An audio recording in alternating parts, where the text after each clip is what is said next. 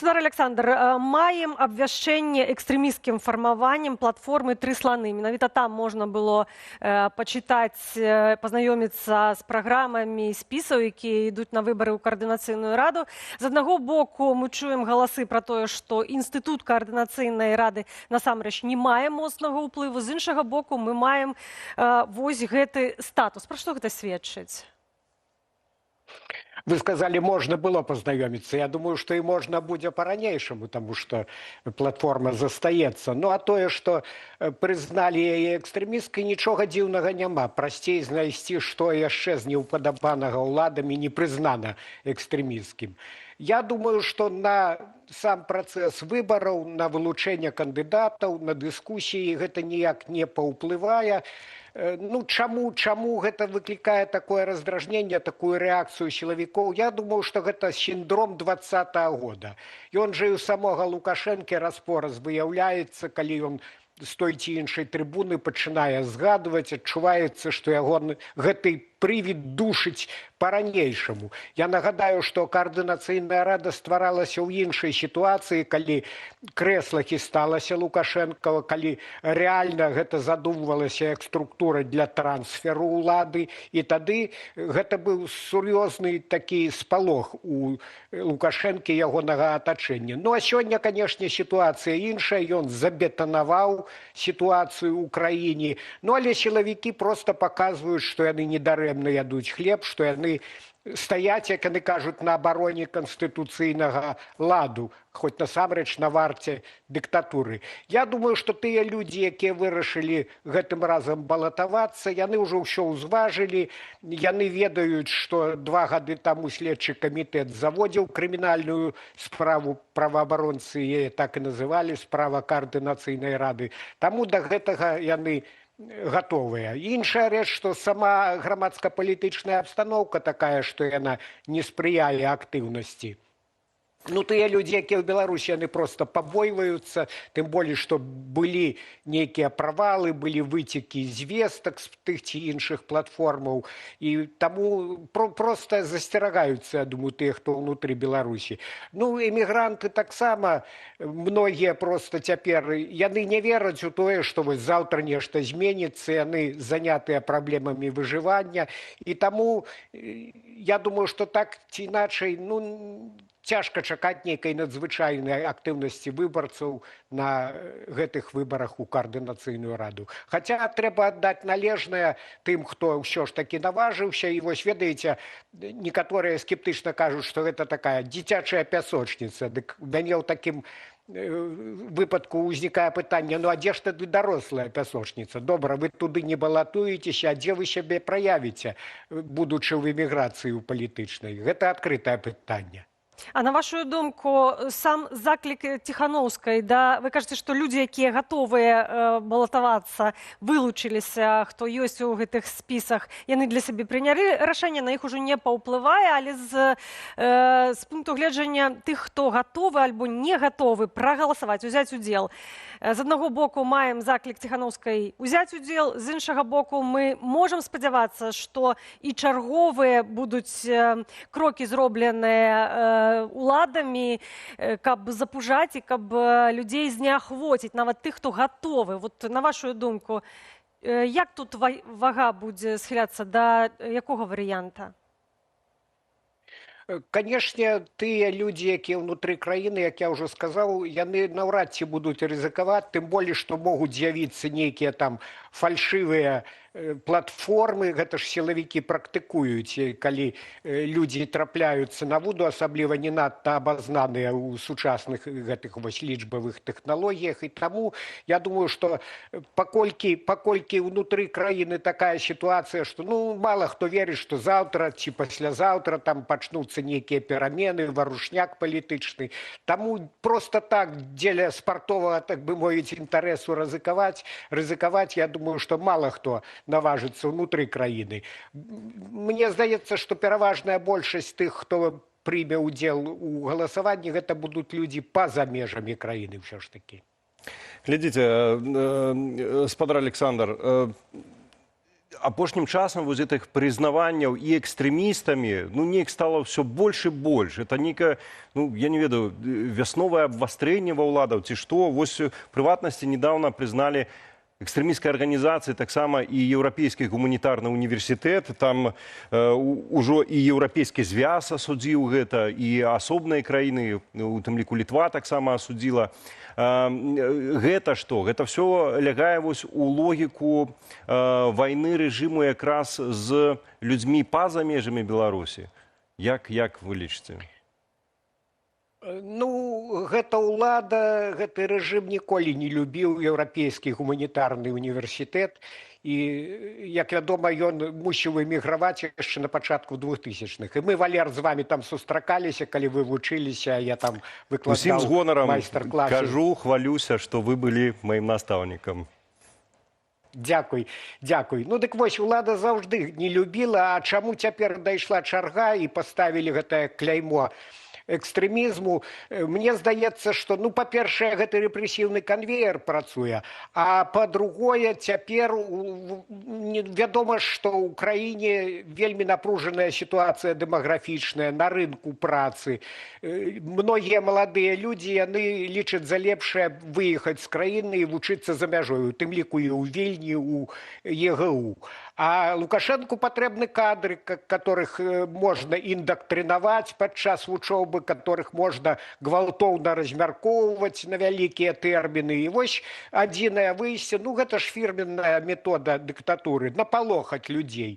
Тых, хто вучыцца, тых, хто збіраўся вучыцца, іхных бацькоў, таму што цяпер вось бацькі плацяць за вучобу, значыць, гэта ўжо можна ім прышыць фінансаванне экстрэмісцкай дзейнасці. Вось такія метады, але я не думаю, што яны дадуць вялікі эфект. Спадар Александр, але з аднаго боку мы маем пагрозы тым, хто паехаў вучыцца, мы маем словы прапагандыстаў, якія кажуць, вучыцеся, адкрыта кажуць, вучыцеся ў беларускіх універсітэтах, пагроза бацькам, якія плацяць, але з іншага боку паўстае таксама пытанне трошачкі на іншым узроўні стасункі паміж Літвой і Беларуссю. У дадзеным выпадку гэта эскалацыя. Навошта Менску гэта? Сапраўды. Дарэчы, такі цікавы момант. Ну, з аднаго боку, гэта не назавеш вялікім сюрпрызам прызнання ЕГУ экстрэмісцкай арганізацыі, таму што летась яшчэ ў верасні Андрэй Швед, які тады быў генеральным пракурорам, ён ініцыяваў адпаведную заяву ў Вярхоўны суд. І так атрымалася трагікамічна, што ён жа фактычна ўжо цяпер у ролі кіраўніка Вярхоўнага суду праштампаваў сваю ж заяву, так бы мовіць, сам сабе аддаў пас і сам забіў гол. І паколькі Швед такі чалавек спрактыкаваны, ён заўжды вельмі чуйна лавіў усе хацелкі свайго правадыра, то наўрад ці гэта выпадкова. Таму, я думаю, адно з двух. Або ён гэта ўзгадніў на самым версе рашэння, або проста апрыёры знаў, што Лукашенко за гэта яму па карку не дасць. І тады ўзнікае пытанне, на што Лукашенко эскалуе сітуацыю.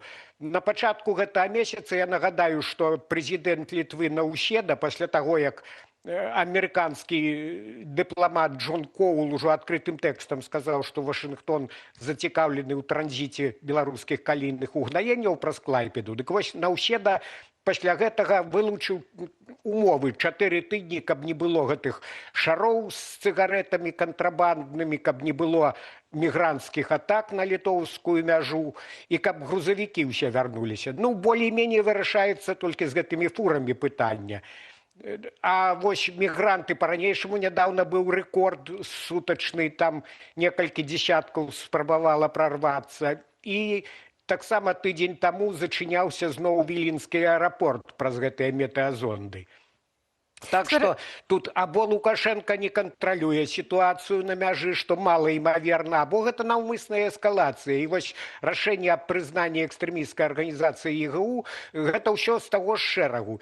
Мне здаецца, вось гэта мая версія, што Лукашенко проста палічыў, што паколькі ўжо Вашынгтон за яго ўпісаўся, то ён, так бы мовіць, нахіліць гэтых літоўцаў. Гэта як і ў Трампа, так і ў Лукашэнкі вось такая манера эскалаваць сітуацыю, каб потым трохі трошки адкаціць і падаць гэта як шырокі жэст. Але я думаю, што Лукашенко можа тут і пралічыцца.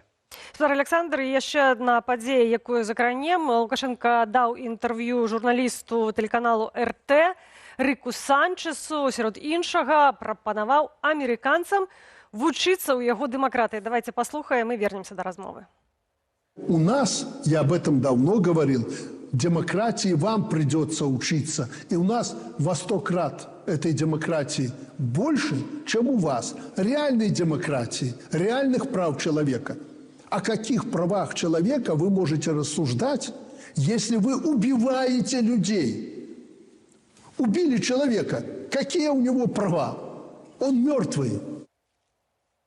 Спадар Александр, датычна гэтага інтэрв'ю там маюць быць агучаныя, прынамсі так анансавалі, і падрыхтоўка здзелкі Беларусі і ЗША, і магчымы візіт, сустрэча Александра Лукашэнкі з Дональдам Трампам. Пакуль што мы не маем всіх падрабязнасцяў гэтага інтэрв'ю. Тым не менш, у рэдакцыі мы звярнулі ўвагу на выказванне Рыка Санчеса з ягонымі ўражаннямі. Ён сказаў, калі Лукашенко дыктатар, то я каралева Англіі. З чаго мы зрабілі выснову, што Лукашенко сёння даў інтэрв'ю каралеве Англіі.